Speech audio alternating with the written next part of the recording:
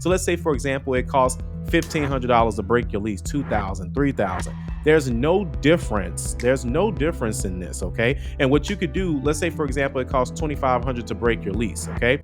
How to get out of your apartment lease to buy a home. There's a couple different ways you guys can actually accomplish this. Way number one is to go ahead and actually ask your landlord or property manager if you can get out of the lease. You never know what a property manager or a landlord or property owner is going through. Sometimes they may be looking to sell the property. Sometimes they may be tired of you as a tenant inside the building. They may be looking to have a vacancy so they can go up on the rent. There's a lot of different reasons why people sometimes it actually works out for them. So you'd be surprised. We actually just had some clients where they was having an issue with the landlord and they thought that it was going to be difficult to get out the lease early. All they had to do is ask and say, hey, this is when we're going to have our items out of the property. And sure enough, they were able to leave the property. And all they did was ask. Okay. So that's number one. Number two is that you can break the lease. Now, of course, legally, you have to know what happens if you do decide to break your lease.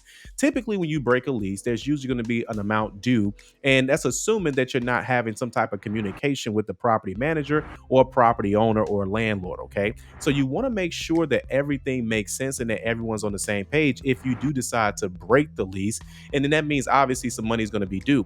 Now, in this type of buyer's market that's happening right now in February 2024, this is considered a buyer's market. So typically in buyer's markets, there's a lot of things that you can ask sellers to pay, and you'd be surprised that they will be actually open to paying it. So let's say, for example, it costs $1,500 to break your lease, 2,000, 3,000. There's no difference. There's no difference in this, okay? And what you could do, let's say, for example, it costs 2,500 to break your lease, okay? Now, the landlord's not going to ask for that money up front, but they can take you to court for that, okay? So in between all of that, while you're closing on the property, you ask for the seller credit. Now, the seller credit doesn't necessarily go to you as cash. It's going to be a credit applied at closing. So let's say, for example, it costs $2,500 to break your lease. You then ask the seller for a $2,500 seller credit. And what they can do is they can give you that credit at closing. It's going to apply to your final amount due at closing. And instead of you having to bring whatever that amount would be,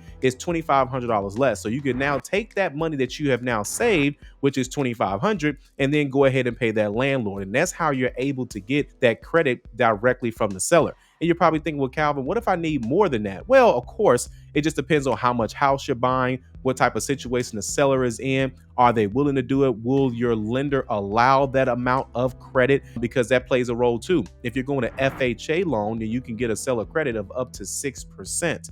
And if you're going with a conventional loan, then you can get a seller credit of up to 4%. And so you can use that credit and then apply that, and then you'll be able to reduce the amount of money that you bring towards closing, okay? And then, like we said, this kind of goes, and then option three is kind of going to be like we talked about with number one, just having a conversation, having an open dialogue, explaining to them the situation and say, hey, listen, my job is having me move, or whatever the case may be, something that's truthful if you can, obviously. And then we can just have that open dialogue and that conversation to say, hey, listen, I'm changing my job. I'm going into a different school district, or whatever the case may be. And they may end up understanding. At the end of the day, it's really all about money, okay? And so usually I like to say, if money can solve it, we really don't have an issue, because we just got to get the money from somewhere, okay? And so that's how you're able to get around that. But again, you'd be very surprised how many property owners would not have a problem letting you out of the lease and making an arrangement, especially if you end up paying in advance or paying out of pocket or something like that. But don't feel